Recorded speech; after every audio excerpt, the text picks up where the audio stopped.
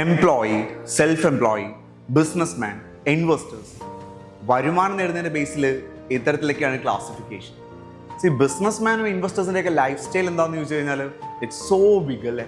But എംപ്ലോയീസിൻ്റെ self എംപ്ലോയീസിൻ്റെ ഒക്കെ നോക്കുകയാണെന്നുണ്ടെങ്കിൽ ശരിക്കും ഒരു കട്ടിങ്ങും ഷേവിങ്ങും ഒക്കെ അടങ്ങിയിട്ടുള്ള ഒരു ലൈഫാണ്. എന്തിൻ്റെ ബേസിലാണ് ഈ കട്ടിങ് ഷേവിംഗ് എന്ന് ചോദിച്ചു കഴിഞ്ഞാൽ ഇൻകം തന്നെയാണ് പ്രശ്നം.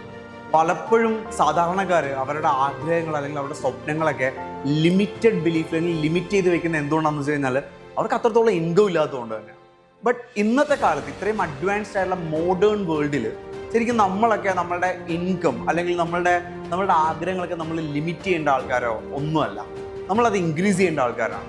അതുകൊണ്ട് തന്നെ ഞാൻ എപ്പോഴും എല്ലാവരോടും പറഞ്ഞു, എനിക്ക് നിങ്ങളോടും പറയാനുള്ള കാര്യം എന്ന് വെച്ച് കഴിഞ്ഞാൽ നിങ്ങൾക്ക് മൾട്ടിപ്പിൾ ഇൻകം ഉണ്ടോ? നിങ്ങൾ സിംഗിൾ സോഴ്സ് ഓഫ് ഇൻകത്തിൽ നിൽക്കുന്ന വ്യക്തിയാണോ? സിംഗിൾ സോഴ്സ് ഓഫ് ഇൻകത്തിൽ നിൽക്കുന്നതാണെന്നുണ്ടെങ്കിൽ നിങ്ങൾ ശ്രദ്ധിച്ചാൽ മനസ്സിലാവും ആ ഇൻകത്തിൽ നിന്ന് തന്നെ. ഇപ്പം ചിലപ്പോൾ ഒരു വീട്ടിൽ ഒരാളായിരിക്കാം ഒരു ഇൻകം, അതല്ലെങ്കിൽ ഒരു വ്യക്തിയുടെ ഇൻകത്തിൽ നിന്ന് തന്നെ ആയിരിക്കാം എല്ലാ കാര്യങ്ങളും പോകുന്നത്. എക്സ്പെൻസ് ഒക്കെ നോക്കിയേ, മക്കളുടെ എഡ്യൂക്കേഷൻ, വീടിൻ്റെ റെന്റ്, ദെൻ പാല്, പത്രം, അങ്ങനെയുള്ള കാര്യങ്ങൾ, current bill, then EMIs, loan, medical എക്സ്പെൻസുകൾ, ഒരു കല്യാണമോ അല്ലെങ്കിൽ ഒരു ഹാർട്ട് അറ്റാക്ക് വന്നാൽ തന്നെ തീരാവുന്ന ഫിനാൻഷ്യൽ സ്റ്റെബിലിറ്റിയാണ് ഒരു സാധാരണ മിഡിൽ ക്ലാസ് ഫാമിലിക്ക് ഉള്ളതെന്ന് എപ്പോഴും നമ്മൾ കേട്ടിട്ടുണ്ട്. അവിടെയാണ് ഏറ്റവും ഇമ്പോർട്ടൻ്റ് ആയിട്ടുള്ള ഒരു കാര്യം, നമ്മളുടെ സേവിങ്സ് എന്താണ്.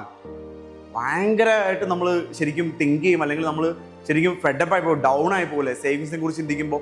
ഇതൊക്കെ നമ്മൾ എങ്ങനെ ഇൻക്രീസ് ചെയ്യും, എങ്ങനെ ബാലൻസ് ചെയ്യും, എങ്ങനെ നമ്മൾ ഹാപ്പി ആയിട്ട് ജീവിക്കുമെന്ന് ചോദിച്ചു കഴിഞ്ഞാൽ ഒന്നെങ്കിൽ നമ്മുടെ ഇൻകം കൂടണം, അല്ലെങ്കിൽ മൾട്ടിപ്പിൾ ഇൻകം നമുക്ക് ഉണ്ടായിരിക്കണം. ഒന്നിൽ കൂടുതൽ വരുമാനം ഉണ്ടെന്നുണ്ടെങ്കിൽ ഒരു ഇൻകത്തിൽ നിന്ന് എല്ലാ കാര്യങ്ങളും ചെയ്യുന്നതിൽ ഒരു മാറ്റം ഉണ്ടാവും.